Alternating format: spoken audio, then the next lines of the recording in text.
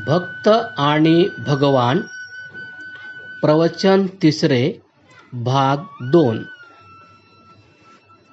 ही वासनाच पहिली आणि सर्वात मोठी भिंत आणि बुद्धी भ्रष्ट करणारी ही दारू, मस्ती निर्माण करणाऱ्या इतर मादक वस्तू. परंतु या सर्वांना जन्म देणारी तर वासनाच आहे. ही वासना काय आहे?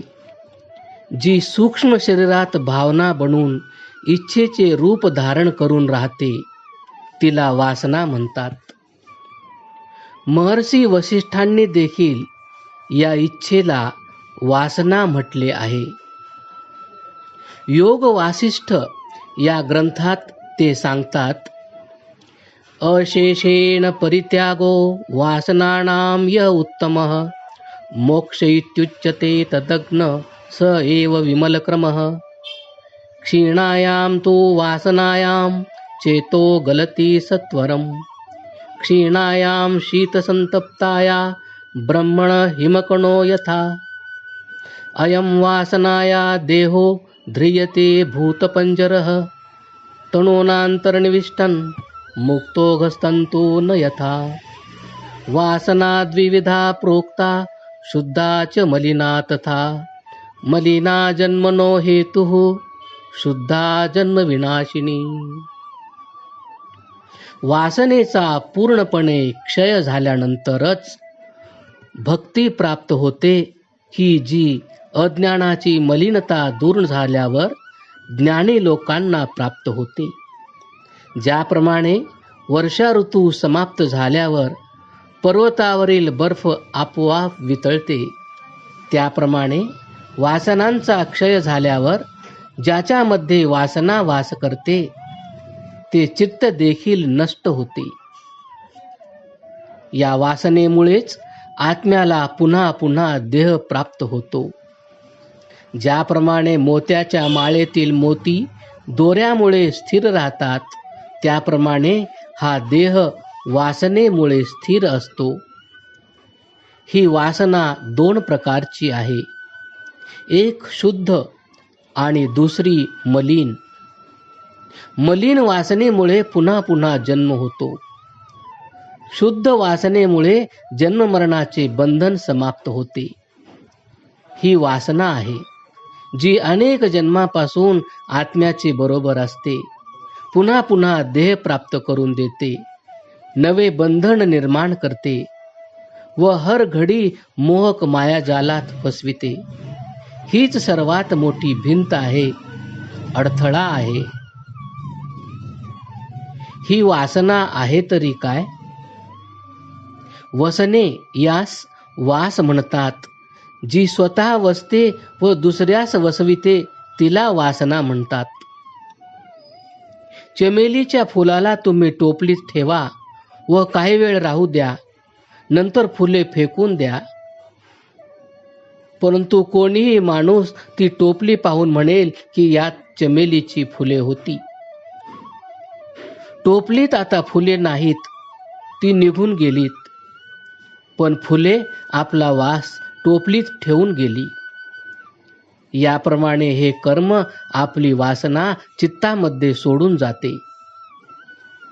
उत्तम कर्म करा, त्याने पुण्य मिळते. वाईट कर्म करा, त्याने पाप मिळते. हे पुण्य आणि पाप हे दोन्ही वासनेचे रूपाने चित्तात राहतात.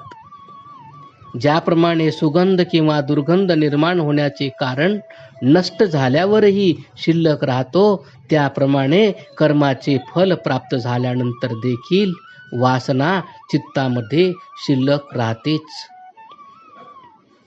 ही गोष्ट चांगल्या तऱ्हेने समजून घ्या. वासनेचे स्वरूप पूर्णपणे समजल्यावर इतर गोष्टींचे ज्ञान अगदी सुलभ आहे. आत्मा स्थूल नाही, सूक्ष्म आहे. पण क्षणभर समजावे की तो स्थूल आहे. आता ही गोष्ट चांगली लक्षात येईल.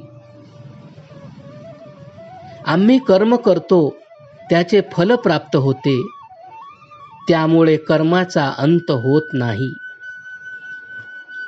कर्म आणि फळ यांच्यामुळे जे आत्म्याचे प्रतिबिंब आहे, अशा चित्तामध्ये एक रेषा पडलेली असते.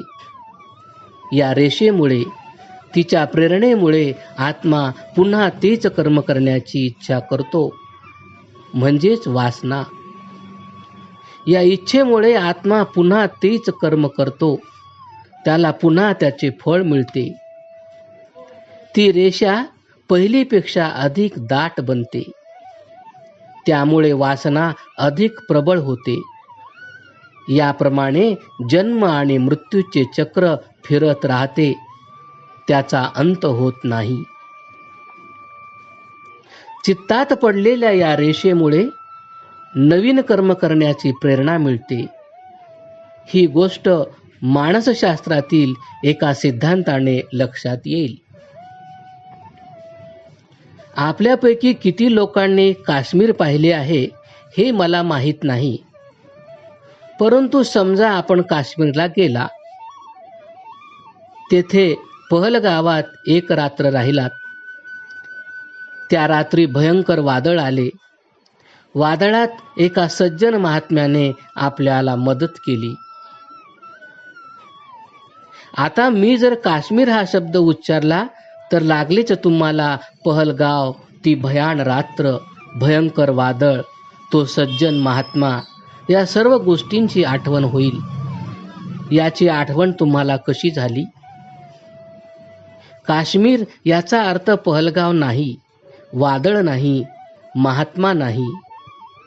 या सर्व गोष्टींचे तुम्हाला स्मरण झाले, याचे कारण हे आहे की आपण काश्मीरला गेला, त्याची आपल्या मस्तकात एक रेषा तयार झाली. पहलगावात एक रात्र राहिलात, तेव्हा दुसरी रेषा तयार झाली. वादळ झाले तेव्हा तिच्या जोडीला तिसरी रेषा तयार झाली. सज्जन महात्म्याला पाहिले तेव्हा चौथी रेषा तयार झाली. या सर्वच्या सर्व रेषा अंतकरणाच्या आत, जिला स्थूल वस्तू म्हणतात, त्या चित्तामध्ये वास्तविक तयार होतात. काश्मीरचे नाव उच्चारताच एक रेषा जागृत होते, तेव्हा ती दुसरीला, दुसरी तिसरीला, तिसरी चौथीला जागृत करते. आपल्याला दुःखही होते, सुखही होते, जरी ते सर्व काही काश्मीर नाही. या प्रकारे कर्म करण्याची इच्छा, कर्माची क्रिया आणि कर्माचे फळ यांच्या योगाने आत्म्याने प्रतिबिंबित अशा चित्तामध्ये रेषा पडत जातात. ज्याप्रमाणे काश्मीर शब्द उच्चारताच इतर पुष्कळ गोष्टींचे स्मरण होते की जे प्रत्यक्ष काश्मीर नाही, त्याप्रमाणे चित्तामध्ये पडलेल्या रेषांपैकी कोणतीही एक रेषा जागृत झाली की इतर रेषा आपोआपच जागृत होतात. त्याचे मुद्दाम स्मरण करावे लागत नाही. तेव्हा कर्माचे चक्र चालू लागते, फलाचे चक्र फिरू लागते, रेषा देखील दाट होत जातात. म्हणूनच गुरु वसिष्ठांनी सांगितले की ज्याप्रमाणे माळेतील मोती चिकटून राहतात, त्याप्रमाणे पुन्हा पुन्हा मिळणारा हा देह वासनेमध्येच चिकटून राहतो. त्यामुळेच जन्ममृत्यूचे चक्र चालूच राहते. वासनेची 4 कारणे आहेत: हेतू, फल, आश्रय आणि आलंबन. हेतू याचा अर्थ हा आहे की ज्यामुळे वासनेचा जन्म होतो, ती वस्तू म्हणजे शुभ किंवा अशुभ कर्म. फल याचा अर्थ असा की जी वस्तू कर्माने उत्पन्न होते. योगदर्शन ग्रंथात सांगितले आहे की कर्मामुळे 3 गोष्टी निर्माण होतात: योनी अर्थात शरीर, मनुष्याचे किंवा पशुचे, किडे, मुंगळे, मासे, वनस्पती इत्यादींचे; आयु अर्थात काल, जो या जीवनात घालवावा लागतो; आणि भोग अर्थात सुख किंवा दुःख, जे जीवनात व शरीरात कर्मामुळे प्राप्त होते. आश्रय याचा अर्थ आहे स्थान, जेथे वासना राहते. हे स्थान आहे चित्त. हे प्रत्येक प्रकारच्या वासनेचे हेडक्वार्टर आहे. आणि आलंबन याचा अर्थ आहे आधार. ती वस्तू जिचा प्रयोग केल्याने वासना क्रियात्मक रूप धारण करते. हे आधार आहेत इंद्रियाचे विषय. या विषयरूपी काठीच्या आधाराने पंगू वासना पुढे वाढत जाते. ही वासना सर्व काही करते, जिच्यामुळे कर्माचे बंधन अधिकच दृढ होते.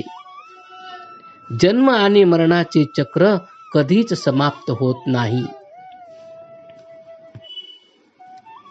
आता सरळ गोष्ट आहे की वासना नष्ट करावयाची आहे तर ही 4 कारणे नाहीशी करा.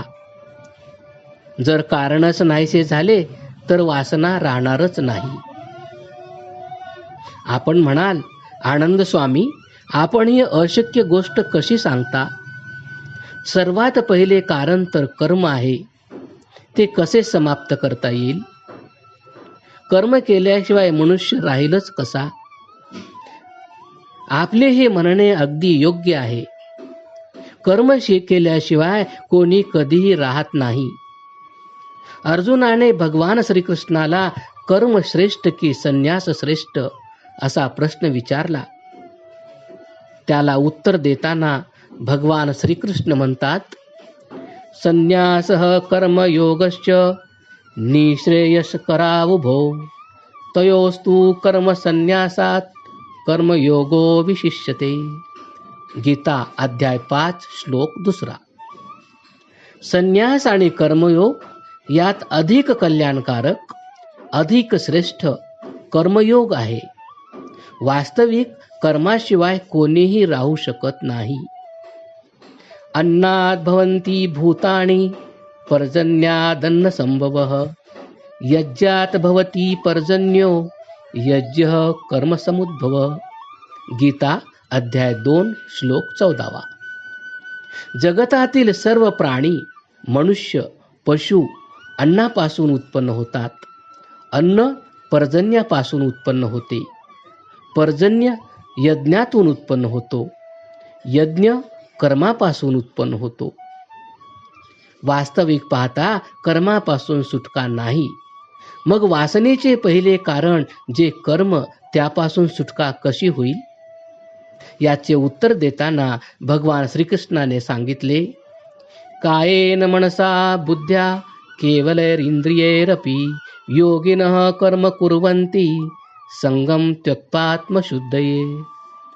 योगी लोक शरीराने, मनाने, बुद्धीने आणि इंद्रियांच्या द्वारे कर्म करतात. पण ते कसे? आपल्या आत्म्याच्या शुद्धीकरता संगाचा त्याग करून ते कर्म करतात. त्यांच्याप्रमाणे तूही कर्म कर. परंतु संगाचा त्याग करणे म्हणजे काय? याचे उत्तर देताना भगवान श्रीकृष्ण सांगतात, कर्मण्येवाधिकारस्ते मा फलेषु कदाचन मा कर्मफल हेतुर्भू मा ते संगोस्त्व कर्मणी. गीता अध्याय 2 श्लोक 47. कर्म अवश्य करा, ते टाळू नका. पण लक्षात ठेवा की तुमचा अधिकार फक्त कर्म करण्याचा आहे, कर्मफलाची इच्छा करण्याचा नाही. फलाची आशा मनात ठेवून कर्म करू नका. हीच गोष्ट भगवान श्रीकृष्णाने भगवद्गीतेत आणखी एक प्रकारे सांगितली आहे. न मां कर्माणि लिंपन्ति न मे कर्मफले स्पृहा इति मां योऽभिजानाति कर्मभिर्न स बध्यते. गीता अध्याय 4 श्लोक 14. कर्मफलाची मला इच्छा नाही म्हणून कर्म मला चिकटू शकत नाही असे जाणून जो कर्म करतो त्याला कर्माचे बंधन कधीच राहत नाही. कर्म आणि त्याचे फल ही गोष्ट वेदरूपी भगवान यांनी फारच सुंदर रीतीने सांगितली आहे. कुर्वन्नेवेह कर्माणि जिजीविषेच्छतं समाः एमं त्वयि नान्यतो अस्ति न कर्म लिप्यते नरे. यजुर्वेद अध्याय 40 मंत्र 2. या जगात मनुष्य जर वेदाने सांगितल्याप्रमाणे निष्काम कर्म करीत 100 वर्षे जगला तर त्याला कर्माचे बंधन राहत नाही. निष्काम कर्म याचा अर्थ जे कर्म आत्मभावनेने केले जाते असे कर्म. आत्मभावनेने केलेले कर्म ते केल्यावरही बंधन निर्माण करीत नाही. आत्मभावनेने कर्म करणे सोपी गोष्ट नाही. त्याकरता मंत्रात मनुष्य या शब्दाकरता नर शब्द योजलेला आहे. नर याचा अर्थ काय आहे हे कठोपनिषद लिहिणाऱ्या ऋषींनी फारच सुंदर वर्ण शब्दात सांगितले आहे. ते म्हणतात, विज्ञानसारथिर्यस्तु मनः प्रग्रवा नरः. आत्मविज्ञान जाणणारी बुद्धी ज्याची सारथी आहे आणि मनाला लगाम लावून जो आपल्या ताब्यात ठेवतो तो नर होय. आत्मज्ञान जाणणारी बुद्धी याचा अर्थ सात्विक बुद्धी, जिला ऋतंभरा म्हणतात. बुद्धी सात्विक आहे, मन ताब्यात आहे तरच मनुष्य नर आहे. नाहीतर तो केवळ एक प्राणीच आहे. श्वास घेतो, जगतो. आणि खरोखरच तो नर असेल तर कर्मबंधनात तो राहणार नाही. मग प्रभुदर्शनाचा मार्ग मोकळाच आहे. हा ग्रँड ट्रंक रोड आहे. सरळ चालत जा, कोणताही अडथळा येणार नाही. नर याचा अर्थ नेता असाही होतो. अर्थात नेता म्हणजे मार्गदर्शक, जो इंद्रिये आणि मन यांच्या अधीन नाही, तर जो मन आणि इंद्रिय आपल्या स्वाधीन ठेवून त्यांना मार्ग दाखवितो तो नर होय. नर याचा आणखी एक अर्थ असा आहे की जो इंद्रियांच्या सुखात रममाण होत नाही. अर्थात जो प्रकृतीच्या बंधनापासून दूर राहून वासनेच्या आहारी न जाता कर्तव्य भावनेने कर्म करतो तो नर होय. आपण नर याचा एक अर्थ समजा किंवा दुसरा माना. एक गोष्ट निश्चित आहे की नर झाल्याशिवाय गत्यंतर नाही. नर बनाल तर कर्म करूनही त्याचे बंधन राहणार नाही. जर नर होणार नाही तर कर्मबंधन अधिकच दृढ होत जाईल. चित्तात असलेली वासना, जे कर्म करण्याची तुमची इच्छा नाही ते देखील तुमच्याकडून करवून घेईल आणि मग तुम्ही पश्चाताप करीत बसाल. जसे मी सुरुवातीला सांगितले की वासनेच्या 4 कारणामध्ये पहिले कारण कर्म आहे. जर कर्मात वासना नसेल व वासनेने कर्म केले नसेल तर वासनेची समाप्ती निश्चित होईल, कारण की तिची सुरुवात येथूनच होते. येथूनच ती जन्म घेते. शरीर, आयुष्य सुखदुःखाचे रूप धारण करून फल बनते. चित्तामध्ये वास करून इंद्रियाचा आधार घेऊन आत्म्याला जन्ममरणाच्या चक्रात फिरावयास लावते. म्हणून वासनेचा जन्म होऊ देऊ नका, तरच हा भवसागर तरून जाल. ही वासनाच पहिले बंधन आहे, जी आत्मा आणि परमात्मा यांच्यामध्ये भिंतीसारखी उभी आहे. हाच मोठा शत्रू आहे, मोठे पाप आहे. हिला सांभाळा, जपून राहा. अति भयंकर आहे ही. जोपर्यंत हिचा नाश होत नाही तोवर दुःखाचा नाश होत नाही, परंतु ती स्वतः समाप्त होत नाही. वासनेतून सुटका करून घेण्यासाठी 3 अवस्थांतून गेले पाहिजे. पहिली अवस्था आहे तत्वज्ञान. ब्रह्म काय आहे, प्रकृती काय आहे याचे ज्ञान होणे आणि प्रकृतीला दूर सारून ब्रह्माकडे जाणे. दुसरी अवस्था आहे मनोनाश. मनात निर्माण होणारे संकल्प आणि विकल्प जेथे ते उत्पन्न होतात तेथेच समाप्त करणे, आणि शेवटची अवस्था आहे वासना क्षय. पहिल्या 2 अवस्था पार केल्याशिवाय वासनेचा अंत कधीच होत नाही. ऋग्वेदाच्या मंत्रात वासनेला दारू म्हणजे सुरा म्हटले आहे. याचे कारण की दारू जशी डोके खराब करते तशी वासना बुद्धी भ्रष्ट करते. तिला सात्विक बुद्धी कधी होऊ देत नाही, नेहमी दुष्ट बुद्धी राहू देते. दारूचा अर्थ आहे धुंदी, मादकता. ही मादकता केवळ सडलेल्या द्राक्षाच्या रसात, अफूत, भांगेत अथवा इतर काही पदार्थातच असते असे नाही, तर अन्य काही गोष्टीत देखील असते. धनाची धुंदी ही देखील एक मस्ती आहे. सत्ता ही देखील धुंदी आहे. कोरडे ज्ञान, विश्वविद्यालयाच्या पदव्यांची देखील एक धुंदी असते. MA, डिलीट, इटपिट, A to Z, पत्ता नाही किती पदव्या आहेत. परंतु ऐका, ही सर्व धुंदी बुद्धीला भ्रष्ट करणारी आहे. यामुळे अहंकार निर्माण होतो. अहंकार उत्पन्न झाला की मनुष्य बुडालाच समजा. मी मोठा धनवान आहे, मोठा ज्ञानी पंडित आहे, मोठा भाष्यकार आहे. मग कोरडे ज्ञान व शब्दांचे अवडंबर या व्यतिरिक्त काही नसले तरी अभिमान, अहंकार असतोच. हा फार भयंकर आहे. लेने को हरिनाम है, देनो को कुछ दान, तारण को है नम्रता, डूबन को अभिमान. परंतु यातील प्रत्येक गोष्ट अहंकाराची धुंदी निर्माण करते. धन किंवा सोने या बाबतीत महाकवी बिहारीलाल यांनी फारच सुंदर वर्णन केले आहे. कनक कनक ते 100 गुणी, मादकता अधिकाय, व खाए बौरात है, यह पाए बौराय. कनक सोन्याला म्हणतात, तसेच धोतरा या विषारी वनस्पतीलाही कनक म्हणतात. बिहारीलाल म्हणतात की धोतऱ्यापेक्षा 100 पट अधिक मादकता सोन्यात असते. धोतरा खाण्याने मनुष्य पागल होतो, तर सोने मिळाल्यानेच तो पागल वेडा होतो. संपत्ती असा अभिमान उत्पन्न करते की त्या सधन माणसाला धनाशिवाय दुसरे काहीच सुचत नाही. ईश्वर आहे याचे स्मरण त्याला राहत नाही.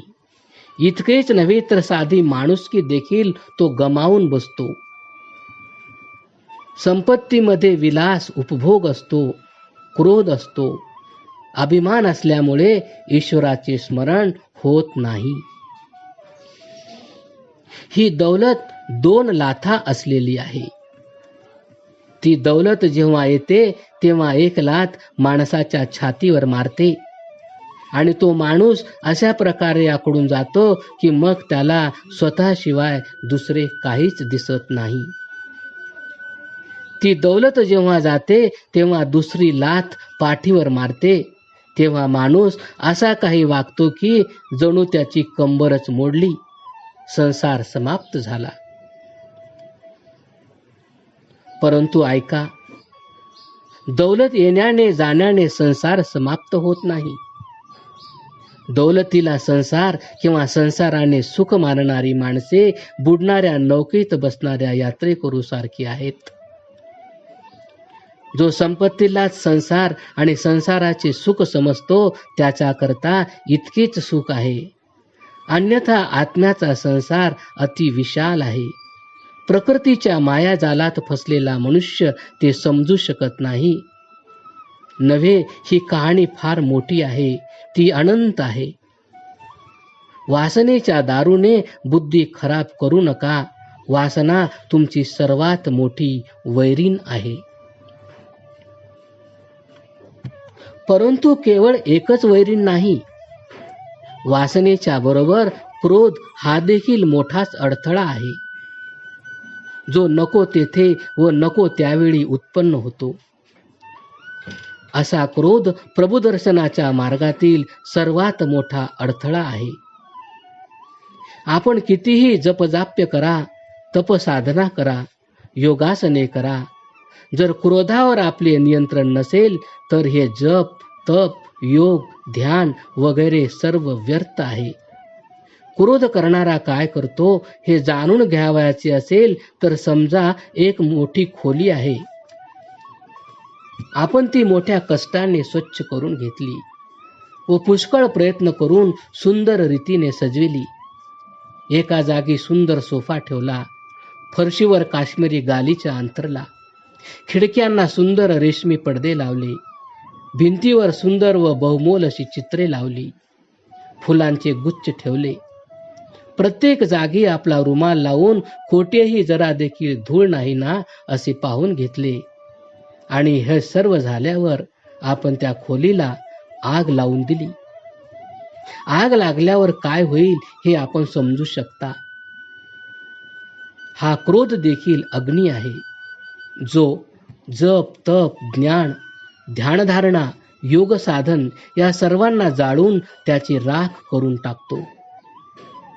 क्रोधाचा अग्नी मस्तकातील सूक्ष्म पेशी जाळून टाकतो, ज्यामुळे शरीराचे संचलन होत असते. कंट्रोलरचे कार्यालय जर जळून गेले तर नगराची अवस्था काय होईल? म्हणून क्रोधाला आवरा, आपला बचाव करा. अलीकडे विज्ञान शास्त्रज्ञांनी प्रयोग करून असा शोध लावला आहे की जी व्यक्ती वारंवार क्रोध करते तिच्या रक्तात भयानक विष उत्पन्न होते. या विषामुळे फोड पुटकुळ्या होतात, कातडीचे बरेच आजार होतात. म्हणून क्रोधापासून आपले रक्षण करा. परंतु आपण म्हणाल, आनंद स्वामी, तुम्ही सांगता क्रोधापासून बचाव करा, परंतु वेद म्हणतात, भगवन तू क्रोध आहेस, आम्हाला क्रोध दे. तेजो असी तेजोमय देही, वीर्यम असी वीर्यमय देही, बलमसी बलमय देही, ओजोसी ओजोमय देही, मन्योरसी मन्योमय देही, सहोअसी सहोमय देही. यजुर्वेद अध्याय 19 मंत्र 9. बंधूंनो, वेदाने म्हटले आहे, तू मन्यू आहेस, क्रोध आहेस, मला क्रोध दे. परंतु हा क्रोध कशा करता मागितला?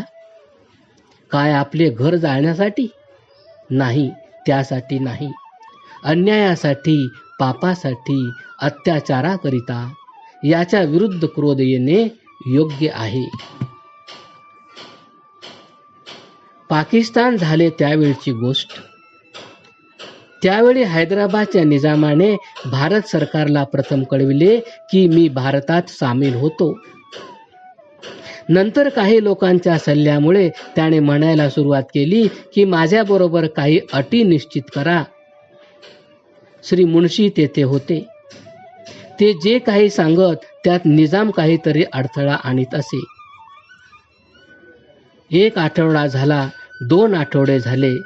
या वाटाघाटीत कित्येक आठवडे निघून गेले, ज्याचा शेवट होण्याचा रंग दिसेना. याच वेळी हैदराबादमध्ये कासिम रिझवी दिल्लीच्या लाल किल्ल्यावर आसफशाही झेंडा फडकवण्याचे स्वप्न पाहत होता. जेव्हा शांतीने, प्रेमाने, समंजसपणाने, गोडी गुलाबीने, कोणत्याही प्रकाराने निजाम सरळ मार्गावर येईना, उलट तो व त्याचे साथीदार भारतात राहून भारताचे शत्रुत्व करण्याच्या हालचाली करू लागले, तेव्हा भारताचा लोहपुरुष सरदार वल्लभभाई पटेल यांचा क्रोध जागृत झाला. त्यांनी लागलीच हुकूम दिला, पोलीस ॲक्शन करा.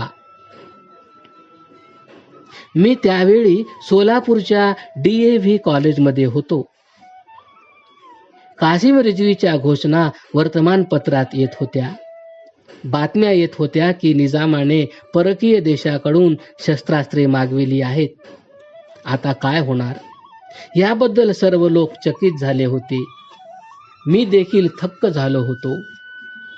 इतक्यात सोलापूरच्या भारतीय सेनेचे कमांडर कॅप्टन महाजन भेटले. त्यांनी सांगितले की ते देखील सैन्य घेऊन हैदराबादमध्ये प्रवेश करतील. मी विचारले, केव्हा? ते म्हणाले, अजून निश्चित नाही, परंतु मी तुम्हाला आमचे बरोबर हत्यारबंद गाडीतून घेऊन जाईन. काही वेळानंतर त्यांचा संदेश आला, आपण तयार राहा. त्यांच्या हत्यारबंद गाडीतून अर्थात आर्मड कारमधून मी त्यांचे बरोबर जाऊ लागलो. हैदराबादच्या हद्दीत प्रवेश केल्यावर समोरच एक नदी होती, ती ओलांडून जावयाचे होते. कॅप्टन महाजन म्हणाले, आपण आता मंत्र म्हणा, ईश्वराचे नाव घेऊन आम्ही पुढे जाऊ. आपण जर कोणी आम्हास रोखण्याचा प्रयत्न केला तर त्याच्यावर चढाई करू. मी म्हणालो, ही गोष्ट बरोबर आहे. नदी किनाऱ्यावर उभे राहून मी मंत्र पाठ केला. कॅप्टन महाजनांना म्हणालो, आता चला, ईश्वर आमच्या बरोबर आहे. तो आमच्या देशाला विजय प्राप्त करून देईल. चढाईला आरंभ झाला. कोठेच प्रतिकार झाला नाही. भारतीय सेना हैदराबादला पोहोचली. तोच निजाम साहेब स्वागत करण्याकरता आले व म्हणाले, मी आपलीच प्रतीक्षा करीत होतो. कोणत्याही अटीची आवश्यकता नाही. हैदराबाद भारताचेच अंग आहे. आपण जसे सांगाल तसे मी करीन. हा यथार्थ क्रोध आहे, जो देशाचे रक्षण करण्याकरता, धर्माचे संरक्षण करण्यासाठी, न्यायाचे पालन करण्याकरता जागृत केला पाहिजे. या व्यतिरिक्त उत्पन्न होणारा क्रोध आत्मदर्शनाच्या मार्गातील असा अडथळा आहे. त्यासारखा दुसरा मोठा अडथळा कोणताच नाही. परंतु आता वेळ संपला. ओम तत्सत. तिसरे प्रवचन समाप्त. क्रमशः